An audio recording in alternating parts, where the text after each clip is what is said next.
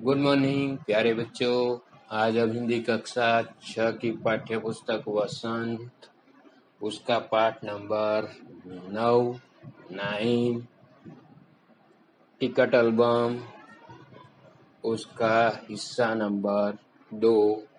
हिस्सा नंबर 1 के अंदर हमने देखा कि नागराजन को उसके मामा ने सिंगापुर से एल्बम भेजा था, जो स्कूल में लेकर गया तो वहां पर सभी बच्चे जो है उसे घेर कर बैठ गए और उसी का एल्बम देखने लगे, जो बहुत ही सुंदर था।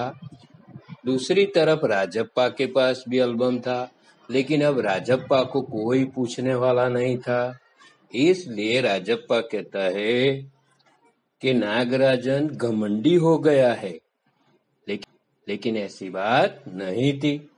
नागराजन अच्छा लड़का था और अब उसके पास एल्बम था, तो सभी लड़के उसे देखने के लिए उसके पास बैठते थे और लड़कियां भी उस एल्बम को देखने के लिए उसके पास जाने लगी और एल्बम देखने लगी। तो ये सारा देखकर राजप्पा को गुस्सा आने लगा और वो नागराजन को घमंडी कहने लगा। आइए आगे क्या हुआ देखते हैं।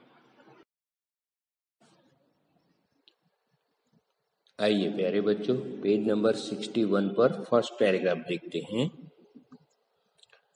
स्कूल भर में उसका एल्बम सबसे बड़ा था। सरपंच के लड़के ने उसके एल्बम को 25 रुपए में ना चाहा था।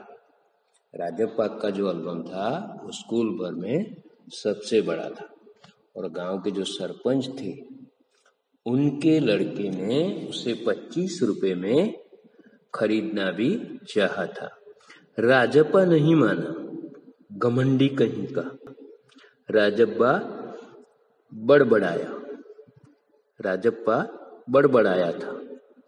फिर उसने तीखा जवाब दिया था, तुम्हारे घर में जो प्यारी बच्ची है ना, उसे दे दो ना 30 रुपए में।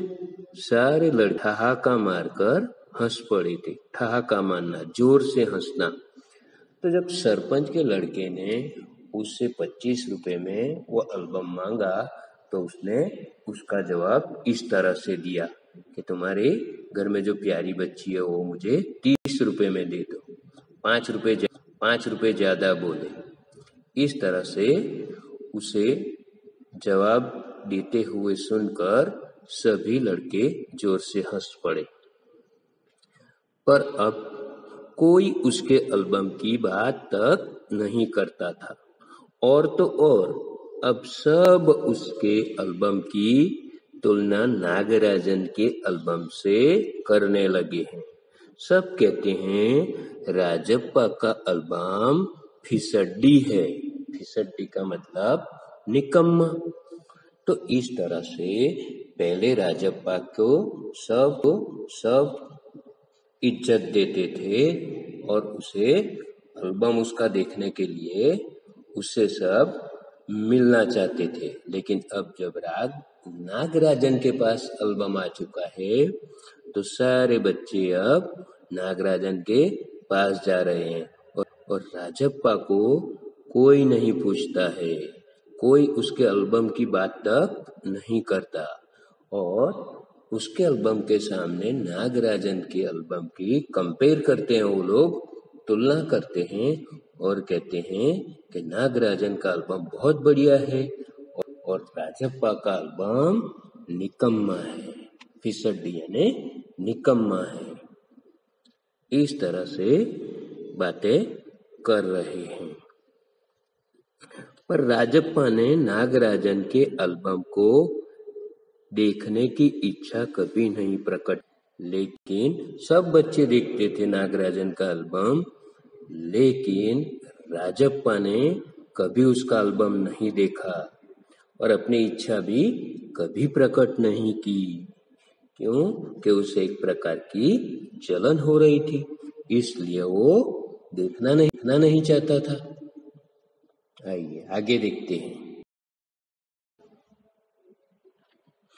लेकिन जब दूसरे लड़के उसे देख रहे होते हैं तो वह नीची आंखों से देख लेता। हालांकि उसने देखने की इच्छा नहीं जताई, बताया नहीं कि मुझे देखना है, लेकिन जब दूसरे बच्चे नागराजन का एल्बम देखते उस वक्त नजर बचाकर वो नीची आंखों से देखने की कोशिश करता और देख लेता। सचमुच नागराजन का एल्बम बेहद प्यारा था। सब राजप्पा के पास जितने टिकट थे उतने नागराजन के एल्बम में नहीं थे। यानी कि राजप्पा के पास बहुत सारे टिकट थे, पर नागराजन के जो पास एल्बम था उसमें इतने टिकट नहीं थे। पर खुद उसका एल्बम ही कितना प्यारा था, उसे छू लेना ही कोई बड़ी बात थी। इस तरह का एल्बम यहाँ थोड़े मिलेगा। एल्बम के पहले पृष्ठ पर मोती जैसे अक्षरों में उसके मामा ने लिख भेजा था। तो इस तरह से सिंगापुर से जो एल्बम नागराजन के लिए उसके मामा ने भेजा था वो बड़ा ही प्यारा एल्बम था, बड़ा ही सुंदर। और उसके पहले ही पन्ने पर पृष्ठ यानी पन्ना मोती जैसे यानी सुंदर अक्षरों में उसके मामा ने लिख भेजा था, A.M. नागराजन। A.M. नागराजन लिखा हुआ था। इस एल्बम को चुराने वाला बेशर्म है। ऊपर को कभी देखा है? यह एल्बम मेरा है। जब तक घास हरी है और कमल लाल, सूरज जब तक पूर्व से उगे और पश्चिम में छिपे, उस अनंत काल तक के लिए ये एल्बम मेरा है, रहेगा। तो इस तरह से उसके मामा ने बड़े ही सुंदर अक्षरों में ये लिखकर भेजा था कि इस एल्बम को चुराने वाला बेशर्म है। जब तक घास हरी है, कमल लाल है, सूरज पूर्व में उगेगा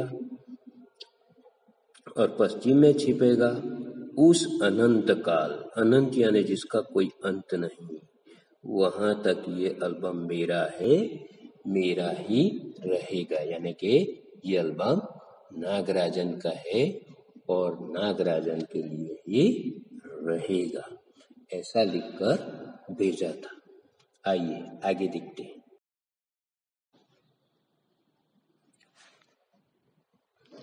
लड़कों ने इसे अपने एल्बम में उतार लिया। लड़कियों ने झट कॉपियों और किताबों में टिप लिया। तुम लोग यह नकल क्यों करते हो जी कहीं के? राजप्पा ने लड़कों को गुड़की दी। सब चुप रहे, पर कृष्णन से नहीं रहा गया।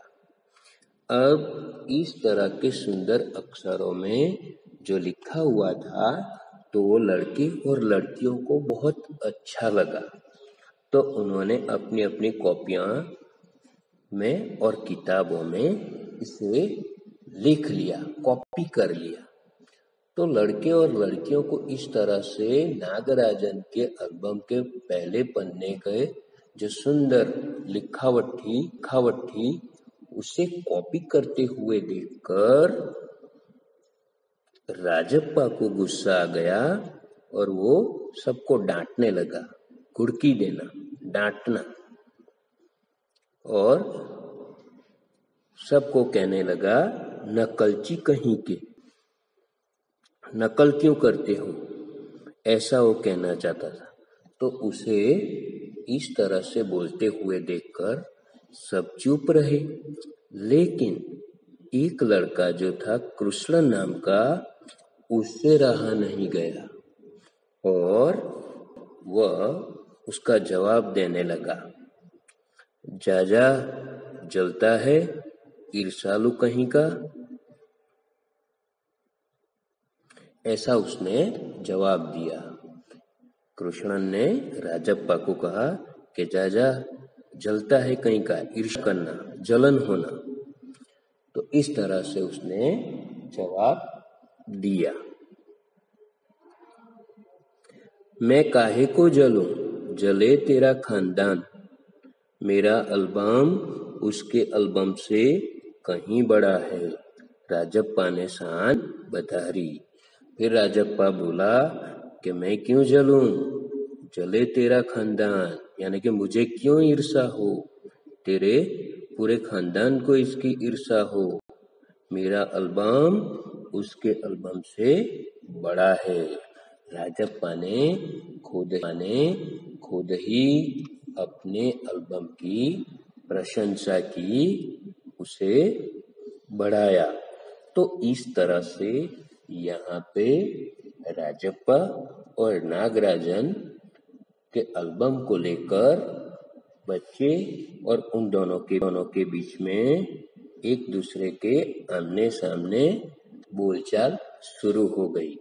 यानी कि एक दूसरे से राजप्पा उन लड़कों को और लड़कियों को देखकर उसे जलन हो रही थी और उससे रहा नहीं जाता था, और वो थोड़ा झगड़ालू किस्म का था। तो इसलिए सबको वो डांटने लगा, कुर्की देने लगा। लेकिन सब बच्चे तो चुप रहे, लेकिन कृष्णन नाम का जो लड़का था वो चुप नहीं रहा और उसने उसको जवाब दे दिया कि तू हम देखकर जलता है, तुझे हमारी ईर्ष्या होती है। तो राजप्पा को ये सुनकर और गुस्सा आया और वो भी सामने जवाब देने लगा। तो इस तरह से नागराजन के एल्बम को लेकर राजप्पा और दूसरे लड़कों के बीच में झगड़े की शुरुआत होती है। हालांकि नागराजन कुछ नहीं बोल रहा है, वो बड़ा ही अच्छा लड़का था, उसे इससे कुछ नहीं लेना देना। वो तो अपने एल्बम को लेकर बहुत ही खुश था और सभी लड़कों से मिलजुल भी बहुत अच्छी थी, सबसे वो मिलता जुलता, उसका नेचर भी बहुत बढ़िया है।